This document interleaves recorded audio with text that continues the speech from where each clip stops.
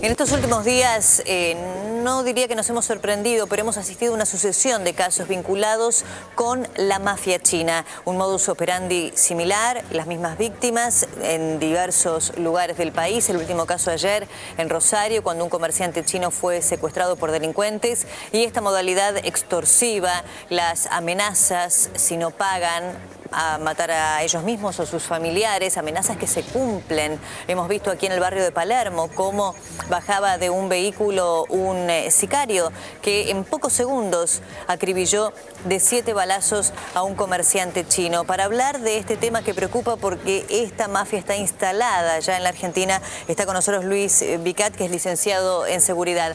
Gracias, Vicat, por estar aquí. Un gusto, como siempre. Bueno, buen día. La verdad es que preocupa, a ver, primero por las víctimas permanentes, que son los propios miembros de la comunidad china, ¿verdad? Pero también cualquiera de nosotros, porque aquí muy cerquita, cuando fue el último caso, ¿no es cierto? Esta ráfaga de 7 disparos a las 8:15 de la mañana, no había ningún cliente de casualidad, ¿no es cierto? Estamos en el medio de una situación de mucha violencia todos, ¿no? Sí, en relación a los primeros avances de la mafia china que fueron en el año 71, con un triple crimen que se cometió por otro ciudadano chino, contra 3 chinos también, la mafia china se ha incrementado muchísimo en nuestro país. Es un factor que debería ser de honda preocupación por las características propias del delito, básicamente por su endogamia delictiva, porque trabaja hacia adentro de una comunidad que aparte es bastante cerrada por un tema de idioma, ideología, costumbres.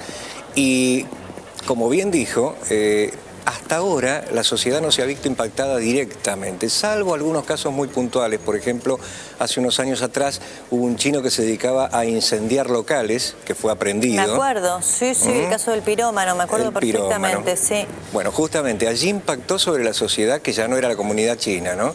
Entonces, con el tiempo, si dejamos que la mafia termine de instalarse, de a poquito va a ir impactando en otros territorios que no son específicos de la comunidad, o sea, proveedores, terceros, de pronto ciudadanos inocentes que estén involucrados en algún episodio de sicariato y que queden en el medio de fuego cruzado y mueran, ¿no? Sí. ¿Qué son las tríadas?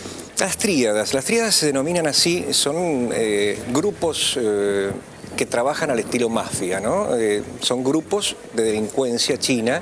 Los denominaron tríadas los ingleses cuando tomaron China por primera vez en 1800, porque las banderas de los movimientos nacionalistas de resistencia a Inglaterra tenían ciertos triángulos, entonces les denominaron tríadas. Las tríadas son organizaciones criminales que tienen en este momento 180.000 miembros en el mundo, distribuidos de acuerdo a las comunidades chinas, y tienen una organización paramilitar bastante interesante, ¿no? Con un jefe, un segundo jefe, un jefe militar, un consejero económico, un consejero espiritual y los soldados, que también se identifican con jerarquías numéricas de acuerdo a cada tríada. Una de las tríadas más importantes, que tiene más preponderancia, se llama 14K, como 14 quilates. Tiene la sede en Rotterdam y además refiere a un cierto grupo mafioso chino de Hong Kong. Después hay un montón de tríadas distintas, ¿no? Hay otras en una localidad que se llama Guangdong, que es una tríada muy poderosa también. Y la mafia china en Hong Kong ya estaba tan infiltrada en 1849 que los ingleses tuvieron que relevar la mitad de su policía en ese momento en Hong Kong porque estaba infiltrada por la mafia china. Esto nos da una idea de cómo es la penetración que a veces nosotros no nos damos cuenta. Ahora, desde el punto de vista de lo que sucede en nuestro país, da la sensación de que cualquier comerciante chino que quiera empezar a trabajar en la Argentina ineludiblemente tiene que pasar por este filtro mafioso, ¿no es cierto?, que está expuesto. Lamentablemente es así. La otra vez hablábamos con justamente Calvete, ¿no? El titular de quienes nuclean a los comerciantes y supermercadistas chinos, que justamente estaba en China a propósito del viaje de la Presidenta. Y le preguntábamos por esto, ¿no? O sea, ¿qué grado de protección se les puede dar? Porque es inviable, si no. Es inviable, pero es casi una costumbre consuetudinaria, diríamos así, en los restantes asentamientos chinos en el resto del mundo. La mafia china se dedica básicamente a la extorsión y la trata de personas. Y la extorsión implica un pago. En algunos casos, inclusive un pago del cual dan garantías la propia familia que queda en la China continental de pronto. Ahí tenemos algunos datos, ¿no? Hay más de 5.500 supermercados chinos en la Argentina. Los supermercados identifican la tríada que los protege por el color del portón. Eso yo lo desconocía realmente. Sí. La más común es la de Fujian, que tiene color celeste. La mayoría son lilas o celestes, ahí está, también hay verdes, rojos o amarillos. Y las tríadas financian el viaje de los chinos a Argentina.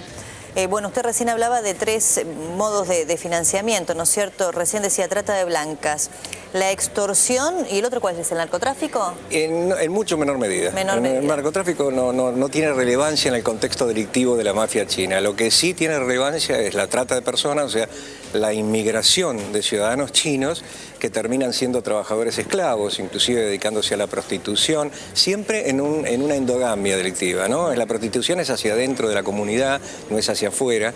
Y por otra parte la extorsión en todas sus variables. Si hay que abrir un supermercado nuevo, si hay que correrlo, evidentemente si hay una tríada funcionando en un determinado lugar no puede instalarse otro supermercado en menos de 3 cuadras, luego se avisa esto. Y finalmente viene el asesinato o la ejecución de sicariato que persigue 2 motivos: el castigo y el aviso al resto de la comunidad. Claro, que básicamente, el mensaje, ¿no es cierto? Sí. Básicamente lo que tiene el estrépito social que tiene es ese, ¿no? Que es un aviso al resto de la comunidad para que cumplan esta suerte de ley de silencio, de la omertá, etcétera.